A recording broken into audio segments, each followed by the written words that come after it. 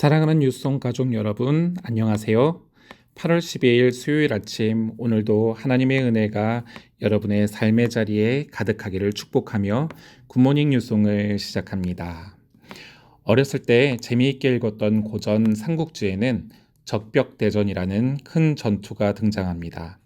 적벽대전에는 제갈공명이 집단을 실은 배로 짙은 안개 속을 노려서 적의 화살 수만 개를 공짜로 거두어오는 유명한 장면이 나옵니다. 적이 자신들을 무너뜨리려고 쏘아댄 강력한 무기가 오히려 나의 무기가 되고 승리의 도구가 된 것입니다. 세상은 돈과 권력, 지식을 무기 삼아 하나님을 의지하는 우리를 끊임없이 흔듭니다. 그 거센 풍파 앞에 서면 때로는 우리가 너무 초라해 보이기도 합니다. 하지만 오늘 에스겔 39장 말씀은 우리에게 위대한 소망을 전해줍니다. 하나님은 대적의 무기를 무력화시킬 뿐만 아니라 그 무기를 오히려 백성들을 위한 땔감으로 바꾸어 버리시는 역전의 하나님이십니다. 먼저 우리가 본문에서 보아야 할 것은 하나님 앞에 대적의 강한 무기는 결국은 무기력하다는 것입니다. 본문에서 곡은 거대한 군사력을 믿고 이스라엘을 삼키려 밀고 들어옵니다. 하지만 하나님이 개입하시자 그들이 자랑하던 활과 화살은 손에서 무기력하게 떨어지고 맙니다. 원수 마귀와 세상이 아무리 날카로운 무기로 위협할지라도 하나님의 허락 없이는 우리의 영혼을 무너뜨릴 수 없습니다. 나를 향해 쳐들어오는 세상의 문제보다 그 무기를 한순간에 무력화시키는 전능하신 하나님을 우리는 바라보아야 할 것입니다. 두 번째로 하나님은 당신의 거룩한 이름을 위해 우리를 지키신다는 것입니다. 대적들이 이스라엘을 침략할 때에 세상은 하나님이 없다며 그 거룩한 이름을 더럽혔습니다. 그러나 하나님은 친히 대적을 꺾으시며 내가 여호와요 이스라엘의 거룩한 자임을 온 천하에 증명하셨습니다.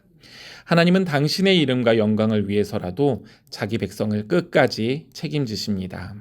세상의 안주함은 마침내 무너지지만 하나님의 이름을 의지하는 자는 결코 수치를 당하지 않습니다. 마지막으로 우리가 보아야 할 것은 하나님은 고난의 무기를 은혜의 땔감으로 변화시킨다는 것입니다. 하나님의 심판이 끝난 후에 놀라운 역전이 일어납니다. 이스라엘 백성들은 적들이 버리고 간 방패와 창, 활을 거두어서 무려 7년 동안이나 따뜻한 땔감으로 사용하게 됩니다. 나를 죽이려고 가져온 무기가 도리어 추위를 피하고 음식을 만드는 따뜻한 은혜가 된 것입니다.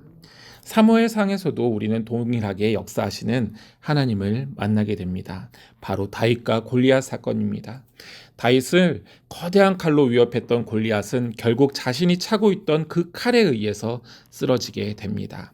완벽한 역전이며 하나님의 승리인 것입니다. 이것이 바로 하나님께서 성도의 고난을 다루시는 방식입니다.